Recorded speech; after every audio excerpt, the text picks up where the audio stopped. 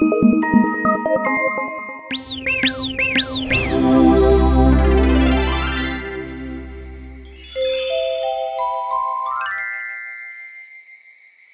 is the story of how Jesus Christ, the Savior of the world, was born. The story begins in a place called Nazareth. Nazareth was a quiet, sleepy little town where most people were farmers and shepherds. In this town, there lived a young Jewish woman named Mary. She was a very obedient and God-fearing woman. She helped her parents in the field and did her chores in the house. She was kind and helpful to everyone, and people liked her very much. Mary was going to get married soon to a good and honest man named Joseph. A few days before Mary's engagement, she had a visitor. He was a very special guest, an angel sent by God from heaven. The holy angel Gabriel visited her in her room and called her in her sleep. When Mary opened her eyes, she saw a heavenly figure bathed in a pool of white light floating beyond her window. It wore bright white robes and had big silver wings fluttering behind him. At first, she thought she was dreaming, but later, when she heard the angel's voice, she realized this was no dream. Mary, do not be afraid. I am Gabriel. God has sent me to you. He loves you, and you have been chosen for something very special. Your kind heart and pure soul is of great value to the Lord. You are fortunate that God has chosen you above everyone else for this special task. I'm not afraid. I'm honored to know that God has chosen me to carry out His wish. I am lucky to be a favor to God. Bless you, Mary. God is pleased with you. I have come to tell you that soon you will have a son. He will be a great king one day, and he will be loved by everyone. He will be called the Son of God. Mary was at first shocked at what Gabriel had to say. However, she remained calm and listened to everything that the angel had to say. Then she spoke to Gabriel. But how is this possible? I'm not yet married. Do not be afraid, Mary.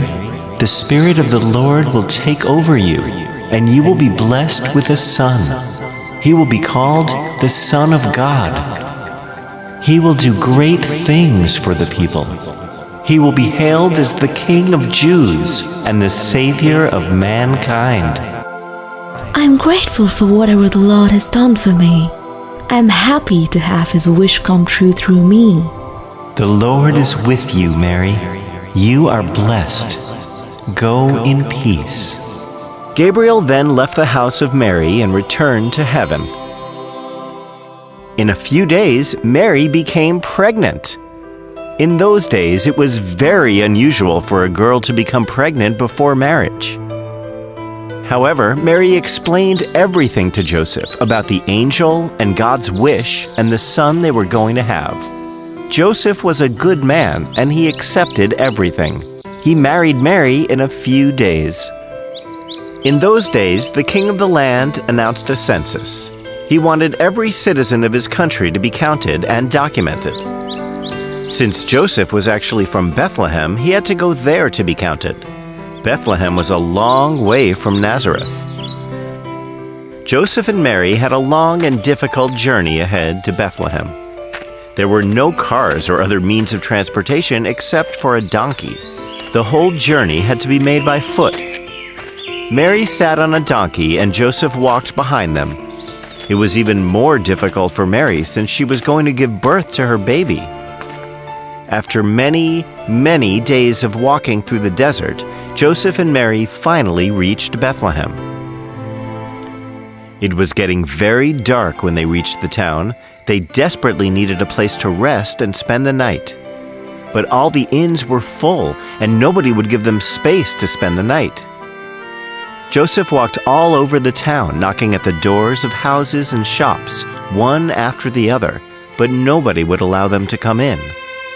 Mary was about to give birth, and it was important that she had a safe and comfortable place for the baby and herself.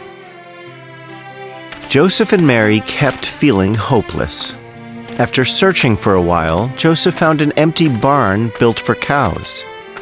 There was plenty of fresh straw there. Joseph used the straw and managed to make a bed for Mary. Later in the night, something magical happened. Mary gave birth to a beautiful baby boy. Joseph made a small bed of fresh straw in the manger and laid him there. It was warm and comfortable, and the baby slept happily in the manger. Mary was happy that the predictions of the angels had come true. Jesus Christ, the Savior of this world, was born in a humble manger. That same night, while Joseph and Mary were looking for a place to stay the night, not very far away, 2 shepherds were out looking for their sheep on a hill. Suddenly, they were blinded by a bright light from the sky. They opened their eyes to find a beautiful angel in front of them with long golden hair and silver wings. She wore a shimmering white and gold dress which sparkled in the moonlight. The shepherds did not know how to react and were amazed. Then the angel spoke to them. Do not be afraid. I have come to give you good news. Tonight, in the town of Bethlehem, a baby boy has been born. His name is Jesus.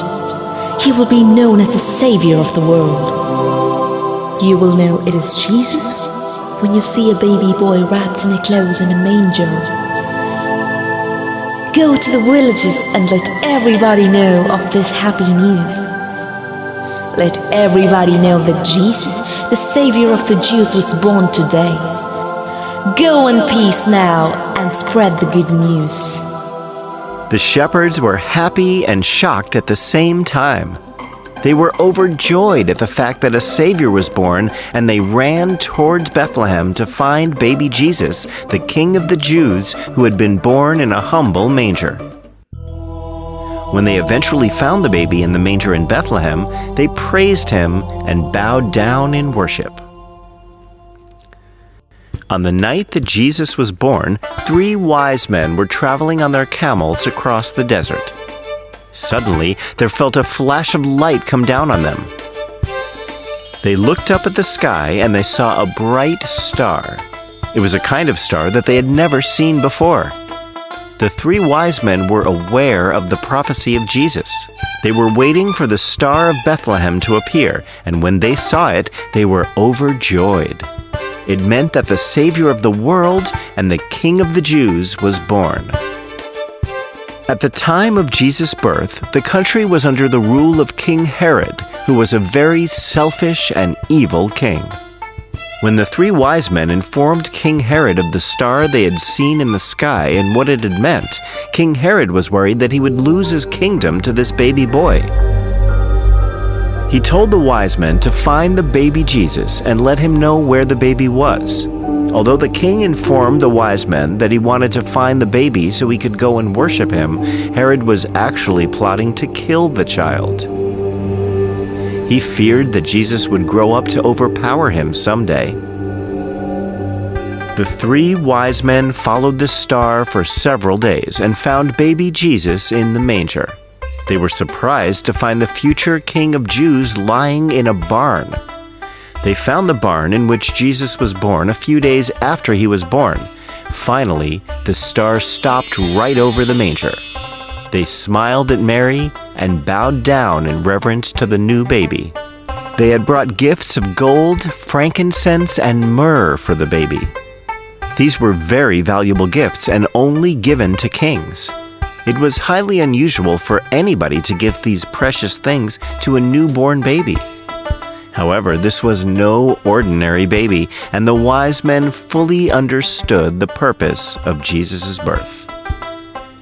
And so, now you know the story of Christmas and how the mighty Savior of the world started his journey on earth. The story shows us that great things can have small and humble beginnings.